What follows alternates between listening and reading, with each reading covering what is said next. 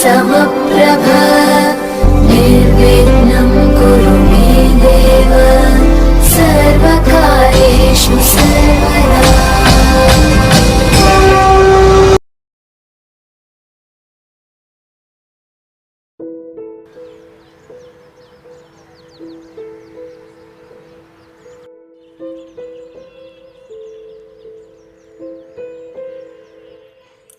Hello Rakhi, ఎక్కడున్నావురా? ఇంట్లో చెప్పకుండా వెళ్ళిపోయావంట. అసలేమైంది? ఇంతకీ నువ్వు ఇప్పుడు ఎక్కడున్నావు? రే, నువ్వు నాకు మళ్ళీ ఫోన్ చేయకు. మా వాళ్ళకు కూడా చెప్పు ఫోన్ చేయకని. నా చావేదో నేను చేస్తా. వాళ్ళకి నాకు ఎటువంటి సంబంధం లేదు. Good bye. హలో హలో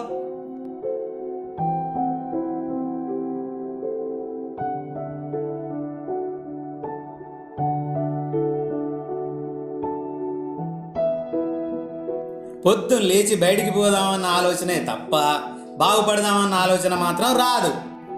అయినా నా మాటకు విలువ అని వాళ్ళు నా ఇంట్లో ఉండే అర్హత లేదు.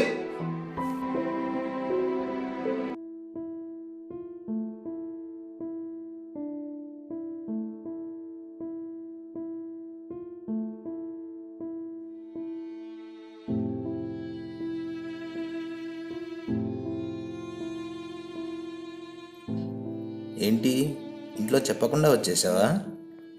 అది మీకెలా తెలుసు? నిన్ను చూస్తుంటే తెలుస్తుందిలే. చీటికి మాటికి మీ యూత్ తీసుకునే డిసిజన్ ఇదే కదా. లైఫ్ని ఇప్పుడు కాకపోతే ఇంకెప్పుడు సార్ ఎంజాయ్ చేసేది? మీరు చెప్పండి. చిన్న చిన్న విషయానికి తిడుతూ ఉంటారు, అవసరమా? తిట్టింది మీ నాన్నే కదా.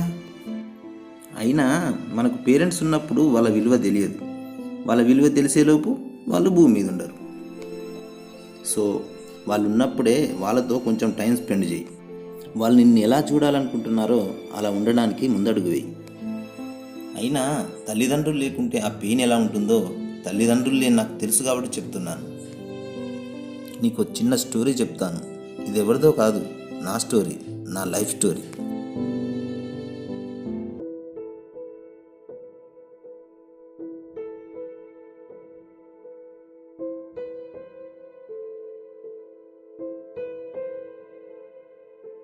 చిరు దివ్యలతో ఎంతో ప్రకాశవంతంగా వెలగాల్సిన నా జీవితం ఇలా చిత్తు కాగితాల మధ్య వెలుగుతుందని ఊహించుకోలేకపోయాను.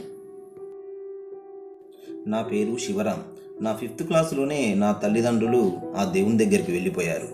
నా అనుకునే వాళ్ళు ఎవ్వరూ నాకు లేరు. మీరు ప్రపంచ యుద్ధాల గురించి వినే ఉంటారు. నా జీవితంలో కూడా అంతకన్నా పెద్ద యుద్ధమే జరిగింది. అదే ఆకలి యుద్ధం. హోటళ్లలో వేస్ట్ అయిన ఫుడ్ మొత్తం ఇక్కడే పడేస్తారు. వాటి కోసం మేము పడే పాటలు అంతా ఇంత కాదు. ఆ యుద్ధంలో చావు కేకలు వినబడతాయి. ఈ యుద్ధంలో మాత్రం ఆకలి కేకలు వినబడతాయి.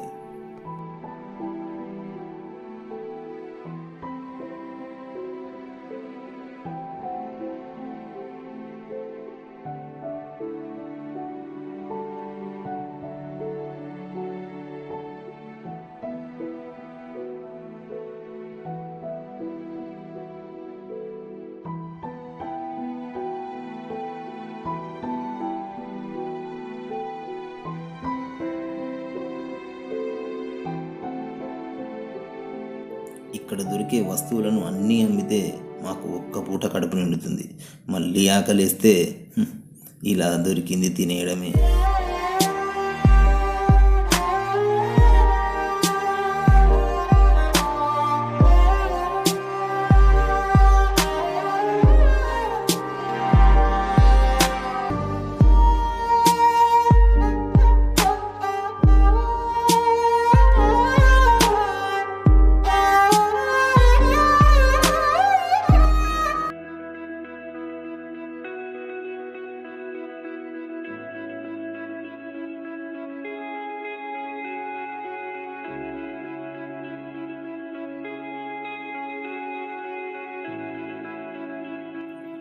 ఈసారి మాత్రం నాకు పెద్ద వస్తువే దొరికింది. ఈ పుస్తకం నా జీవితాన్నే మార్చేస్తుందని అనుకోలేదు. బుక్ చదవడం మొదలుపెట్టా. కొంత చదివిన తర్వాత నాకు అర్థమైంది ఏంటంటే, ఇలా బతకడం తప్పు. జీవితంలో ఎదగాలన్నా, కడుపు నిండాలన్నా కష్టపడాలని నాకు అర్థమైంది. మరుసటి రోజే పేపర్ బాయ్గా జాయిన్ అయ్యా.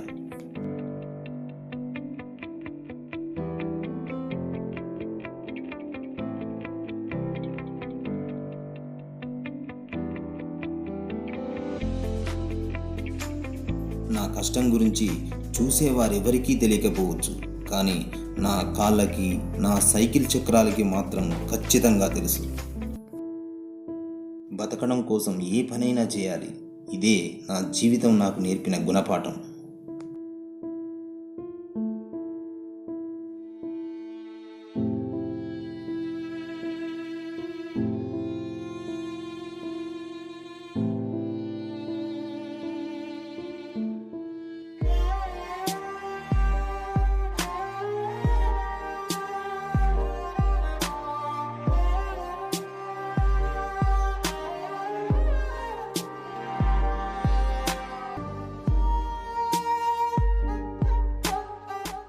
జీవితంలో ఎంత ఓపికగా ఉంటే అంత పైకొస్తామనేది ఆ పుస్తకం చదివాకే నాకు అర్థమైంది.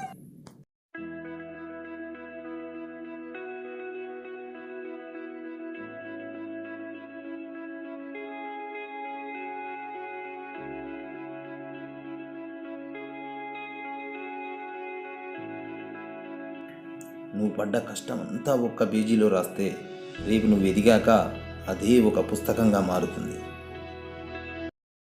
సమయం కూడా చాలా తొందరగానే గడిచిపోయింది. నాకు 20 సంవత్సరాలు వచ్చాయి, కానీ జీవితంలో ఇంకా ఏమీ సాధించలేదు. ఓవైపు కాలేజీలో చదువుతూ కాలేజీ ఫీజుల కోసం హోటల్లో పనిచేస్తూ ఉండేవాడిని. రే శివరాం, ఇట్రా. ఏం ఆలోచిస్తున్నావు? ఏంటో అన్న, నేను పుట్టడం ఆ దేవుడికి ఇష్టం లేదనుకుంటా. నేను పుట్టినప్పుడే నా తల్లిదండ్రులు నా నుంచి దూరం చేశాడు. అప్పటి నుంచి ఇప్పటి వరకు నా జీవితంలో అన్ని కష్టాలు, అపజయాలు.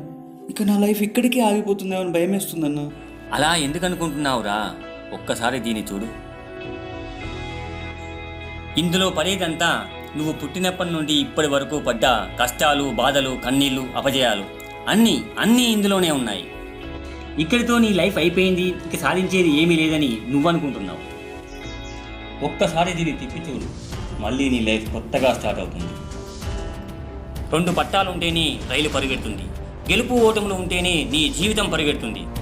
నువ్వు ఇప్పుడున్న చీకటిని మాత్రమే చూస్తున్నావు, కానీ రేపు ఉదయించే సూర్యుని కోసం వేచి చూడు. నీ గమ్యమేంటో నీకే తెలుస్తుంది. అలనాటి మహాకవి శ్రీశ్రీ ఏమన్నాడో తెలుసా? సృష్టిలో చలనం ఉన్నది, ఏదీ కూడా ఆగిపోకూడదు. పారే నది, వీచే గాలి, ఊగే చెట్టు, ఉదయించే సూర్యుడు. అనుకున్నది సాధించాలని నీలో కసిగా ప్రవహిస్తుందే, ఆ నెత్తురుతో సహా ఏది కూడా ఆగిపోవడానికి వీల్లేదు. కష్టాలు నిన్ను నాశనం చేయడానికి రాలేదురా, నీలో శక్తి సామర్థ్యాలను పరీక్షించడానికి వచ్చాయి. వాటికి కూడా తెలియాలి నిన్ను సాధించడం కష్టమని.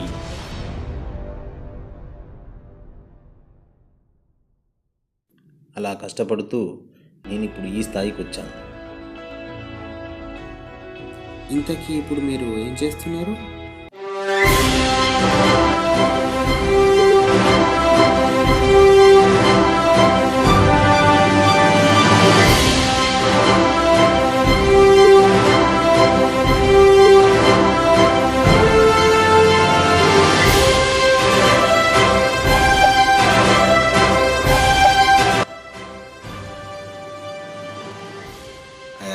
IAS officer. ఇదే నా కథ. నాకు ఎవరి సపోర్ట్ లేకుండానే నేను అనుకున్నది సాధించడానికి చాలా కష్టపడ్డాను కాబట్టే ఈరోజు ఈ స్థాయిలో ఉండగలిగాను. కానీ నీకు నీ తల్లిదండ్రుల సపోర్ట్ ఉన్నా కూడా నువ్వు మాత్రం ఇక్కడే ఆగిపోయావు. ఇలా నీ పేరెంట్స్ తిట్టారని చీటికి మాటికి నువ్వు ఇంట్లోంచి వచ్చేయడం కరెక్ట్ కాదు. కానీ నువ్వు మాత్రం ఒకటి గుర్తుపెట్టుకో, అమ్మ తిట్టినప్పుడు ఆరాటం గమనించు, నాన్న కొట్టినప్పుడు ఆవేదన గమనించు, నీ గురువు శిక్షించినప్పుడు నీలో లోపం గమనించు. గమనించడం మొదలు పెడితే నీ గమ్యం ఏంటో నీకే తెలుస్తుంది.